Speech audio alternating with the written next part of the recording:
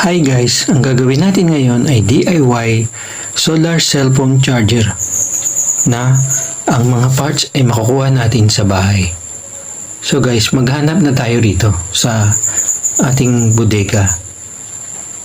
Marami kasi ritong mga tinapong gamit, mga sira na, kaya dito tayo maghahanap na pwede nating gawing solar charger.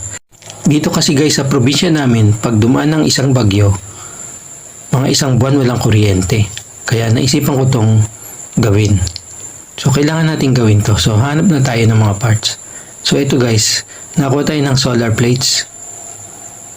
Ayan o, galing sa flashlight. Ayan pa, meron pang isa.